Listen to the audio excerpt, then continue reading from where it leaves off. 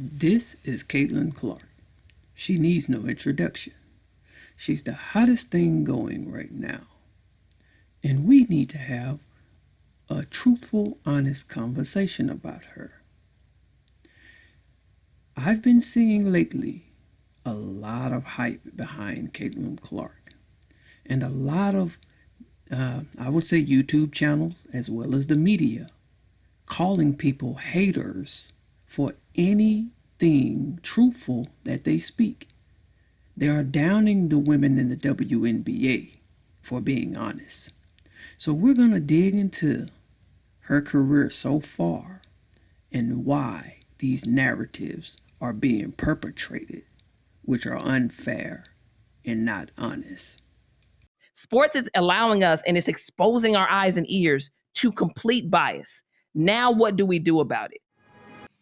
What's going on, basketball fans, fanatics, everything in between? Welcome back at 3on3 Pod. And I've had something on my spirit, Chris and Justin, that I just really want to get out there. And before I vent, I want to allow you all an opportunity to jump in.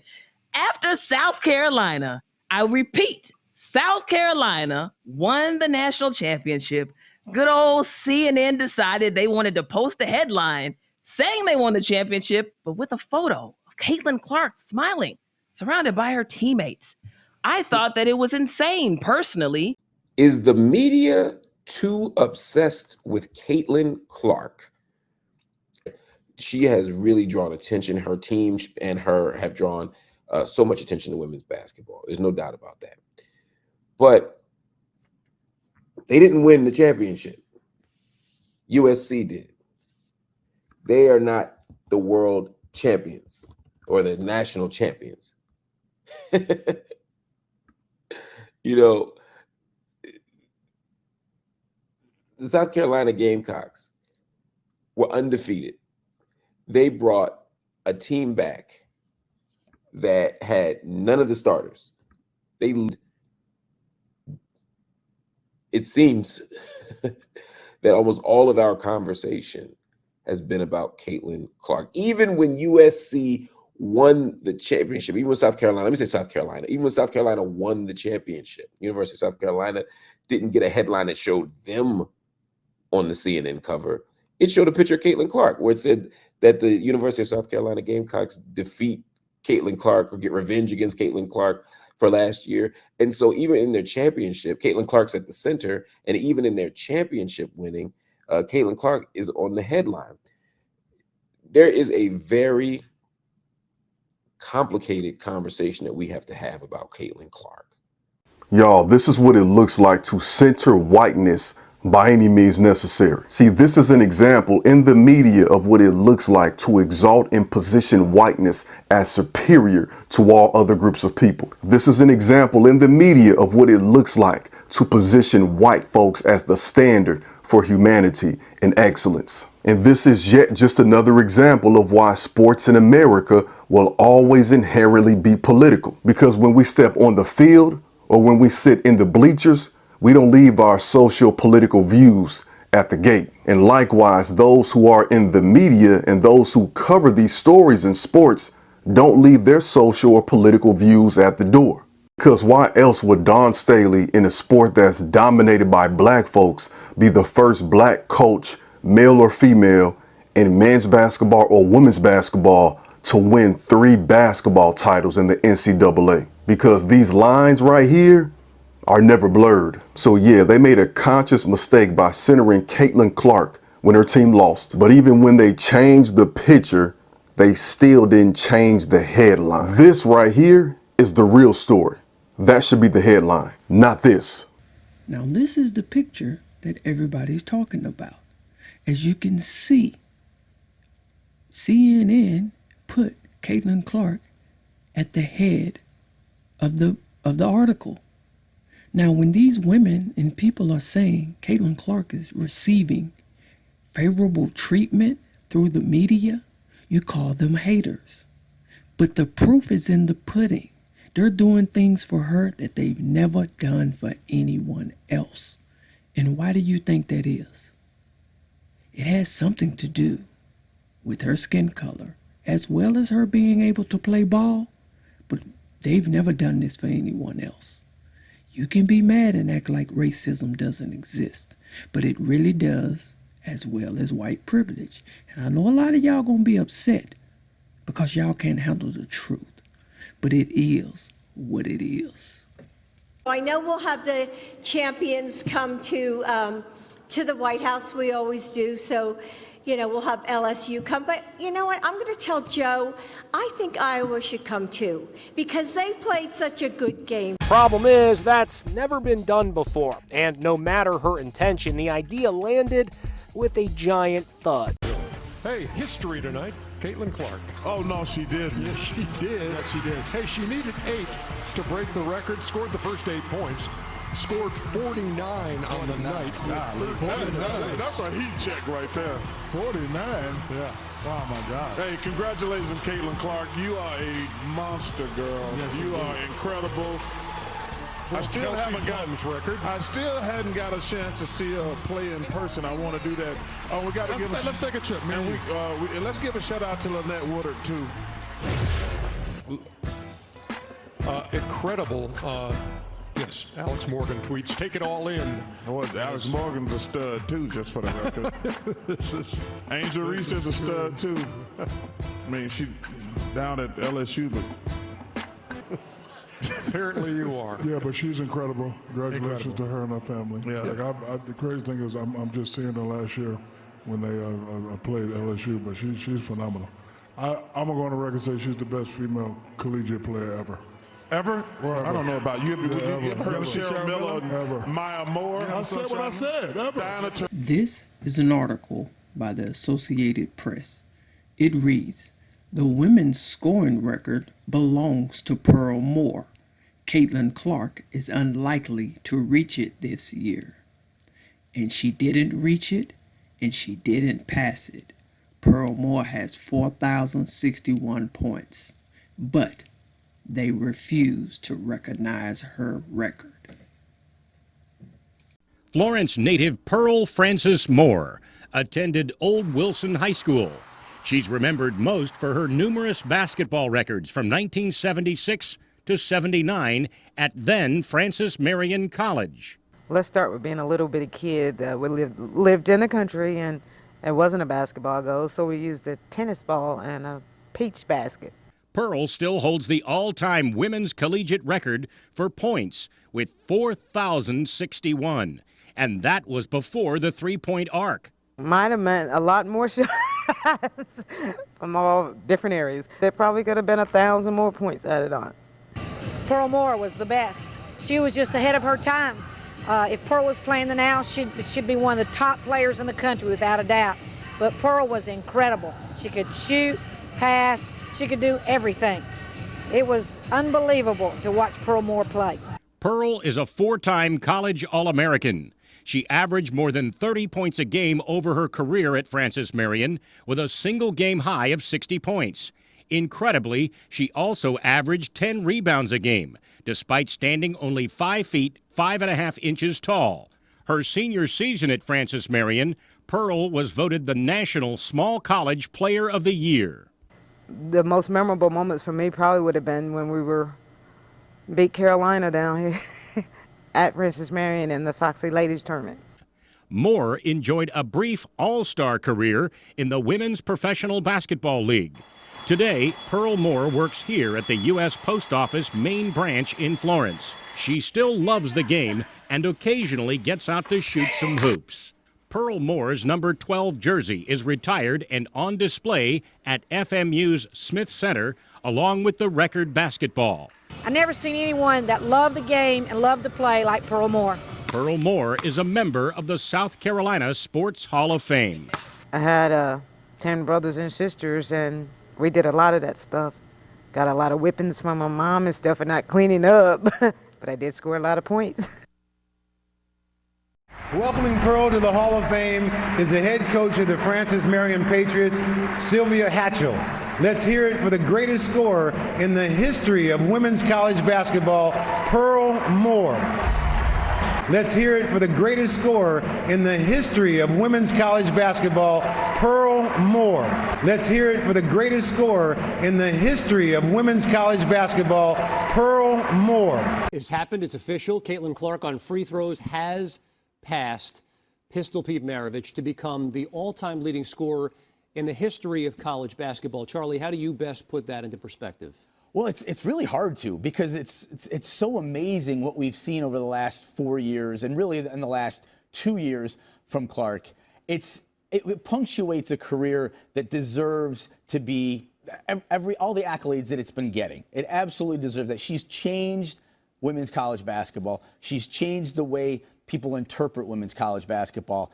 Maybe we can argue all day long about whether she's the greatest player of all time, but I think it's really hard to argue against that she's the most important player the women's game has ever seen. And 28th year of the WNBA. They have never had a player either good enough or interesting enough to drive marketing, revenue, and TV ratings so that the entire league can fly private.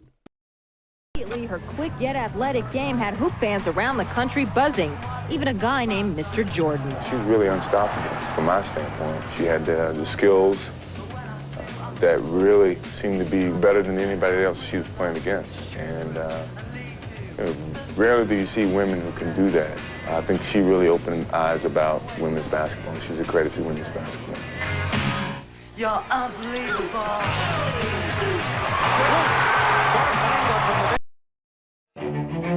Swoops has it, turns in the air for the game. Oh! Unbelievable! I can't believe it. Swoops on a spin. Before becoming one of the most electrifying players in WNBA history, Cheryl Swoops was a sensation on the college stage, leading Texas Tech to the 1993 NCAA championship with an eye-popping performance. Swoops swooping, 46 points. When she playing for Texas Tech, everybody's like, oh man, Cheryl Swoops about to come on. We gotta watch. So everybody's sitting in front of the TV. In 1996, she'd go on to win the first of 3 Olympic gold medals in legendary fashion. This team has been unstoppable. Cheryl was such a champion, such an elite player, and somebody I looked up to greatly. Swoops was the first player signed to the fledgling WNBA. And even though she'd missed the start of the season after giving birth to her son, Cheryl worked hard to make it back just 6 weeks later. Am I breathing hard? Okay, I feel good. She returned in time to help the Houston Comets win the first of 4 straight WNBA championships, becoming a star member of the league's first dynasty. We wanted to be in the gym. We wanted to win. We all worked on our games and said, what do I have to do to improve so that we can win another championship and another one and another one. Swoops, another long three-pointer. Oh. She got it! Are you kidding me? She's the best player in the WNBA. One of the best women's basketball players ever. If I could name the 30-point game Cheryl has had against us. Swoops takes it inside. Great move by Cheryl Swoops. She would always get people with her pump fake. She found ways to score and found ways to create for a long time in her career. Swoops was a 3-time league MVP, a 2-time scoring champion, and a 3-time defensive player of the year. Swoops, the all-time leader in steals, has one here, and Swoops gives Houston the lead. Yes, indeed. Cheryl Swoops, she's looking spry tonight. 4 seconds. Swoops wants it all herself, and she got it! Cheryl gets so many accolades individually, but she was a winner. She won. And at the end of the day, you have to win to be considered one of the greatest. Tamika, congratulations. We've known each other for a very, very long time. As kids growing up and running around Italy, running around the streets of Rome. You know, who would have thought that we both had the careers that we have had? And I am extremely proud of you, one of the all-time greatest players. And make sure you enjoy the retirement. And kick back, relax, and after you bring home another gold medal, of course. So many blessings and much love to you.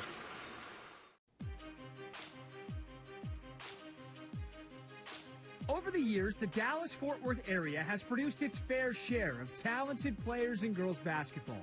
Many have gone on to successful careers in college and even the WNBA. The most decorated of the bunch is Duncanville's Tamika Catchings. Her resume speaks for itself. After leading the Pantherettes to a state championship in 1997, she went on to be an integral part of the national championship for the Lady Vols at Tennessee. That success translated at the next level, where she enjoyed a successful pro career for 15 years with the Indiana Fever. The highlight came in 2012 when she earned MVP honors and a WNBA championship. Duncanville's Tamika Catchings, the best to ever do it in our 25 years of Inside High School Sports.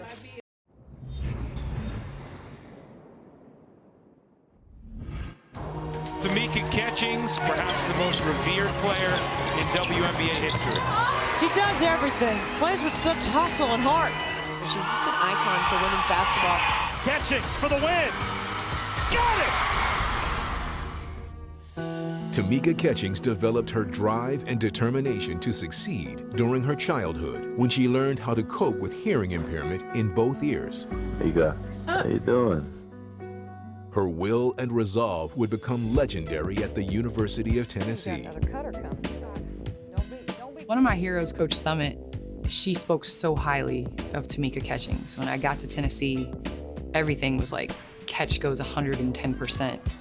Catchings would become an NCAA champion, and then it was on to the WNBA, where she led the Indiana Fever to the playoffs 13 of her 15 seasons with the team. Boy, Catchings with a nice spin move and finish.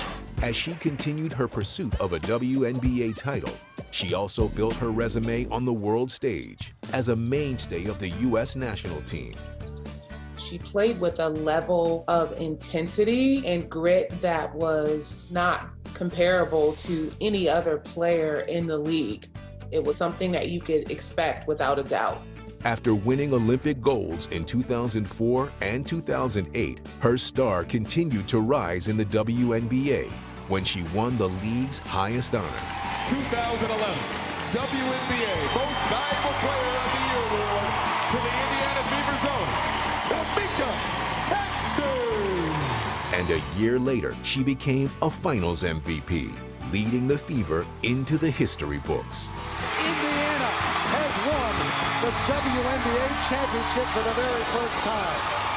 Catchings was a 10-time All-Star, a 5-time Defensive Player of the Year, is the WNBA's all-time leader in steals, and won a total of 4 Olympic gold medals. She did so much. And this is someone who year in and year out was leading her team in everything. Points, rebounds, assists, steals, you name it. So it's really rare to see that player, your star player, be the same player that's taking the charge, that's diving on loose balls. Stripped from behind by Catchings, out of bounds. It's Indiana ball. Catch was a giver. She was the best teammate anyone could ask for. Her presence on the floor is unmatched.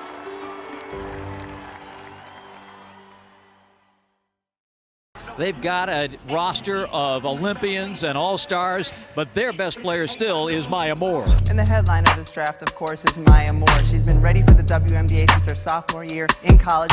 With the first pick in the 2011 WNBA draft, the Minnesota Lynx selects Maya Moore from the University of Connecticut.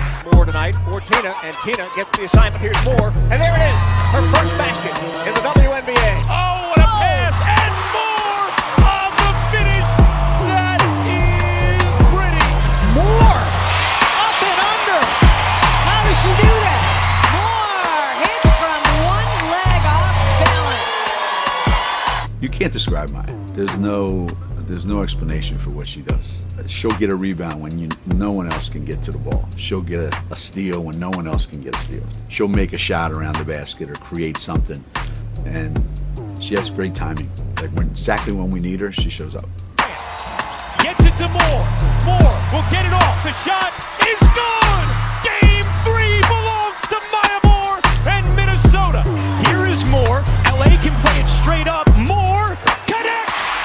2-possession lead for Minnesota. 3 seconds. No seconds. That's it. Title number 4 for the Minnesota Lynx dynasty comes with the taste of sweet redemption.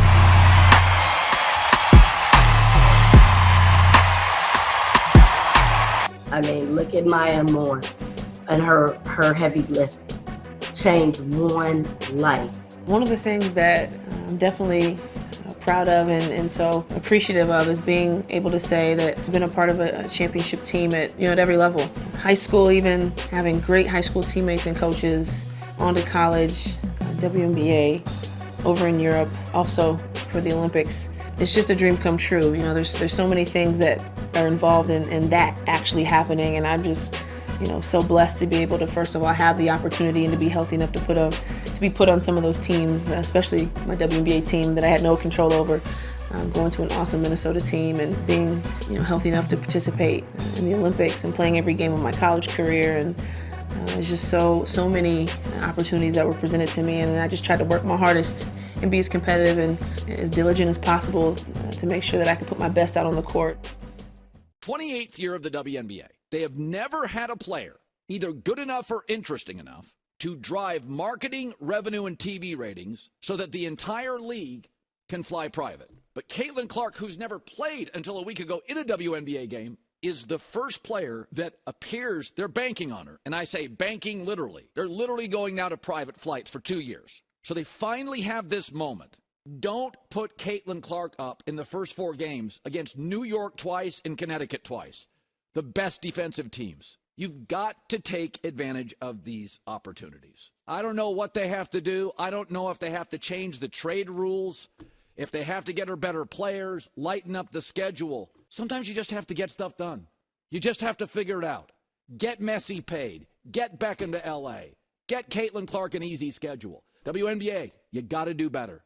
You got to help Caitlyn Clark. Well, the Indiana Fever are going to play most of their games on national TV. The Fever play 40 games in regular season. 36 of those will be on outlets like ESPN, Prime Video, NBA TV, and CBS Sports. Compare that to 22 national games last season. The team did not say why it's getting so much more national spotlight this year, but it probably has something to do with having the #1 pick and a chance to draft superstar Caitlyn Clark on Monday night. We will start with Annie and then go to Steven. Annie, then Steven. Hey guys, before we get into the game action, I just wanted to bring up that there was a live stream that got close to 200,000 views on Twitter because the game wasn't accessible, obviously, on WNBA League Pass. So I'd love maybe Spoon, if you want to comment on just what that says about why a game needs to be broadcast, even if it's just preseason. And ladies, if you have a comment as well. Well, there's so many eyes that are upon us right now. And it's really good for what you just told us, the eyes that were upon us no matter what. That's huge. And yes, we would love for us to be on and for everybody to take a look, especially with this team. You have a great group of young women who are exciting to watch play. And tonight we had an opportunity to kind of get a feel for where we are and what we need to do. So it's awesome to know that a lot of people really tuned in. Either anything to add from either of you guys? No, I'll just echo what Spoon said. I think, the need for it is there. And I think, obviously the WNBA will see that and they'll be able to change, how they approach things in terms of broadcasting and marketing and production and all those sorts of things. For those of you who didn't catch that, they said that the Chicago Sky game was not played for anyone to see. Someone had to live stream it on Twitter through a cell phone. And a whole bunch of people watched it through that. So you tell me, why would Chicago, in which they drafted 2 players from the last 2 championship winning teams, both of those girls won championships against Caitlyn Clark's team back-to-back years, and they wasn't worthy of having their game televised where anyone could see it? See, there's too much proof that there's a lot of racial bias going on with Caitlyn Clark. Don't get me wrong, she can shoot the ball. She's a pure shooter. But she's not the only player that can play ball. They have a girl named Asia Wilson that has been the MVP, the finals MVP. She's won back-to-back championships, Defensive Player of the Year, and she's going for a 3-peat this year. the media don't say a word about her. They're not talking about she's marketable. So when has winning not mattered in the sport? You play to win the game. And all of a sudden we have the greatest player ever, Caitlyn Clark, who's really a loser.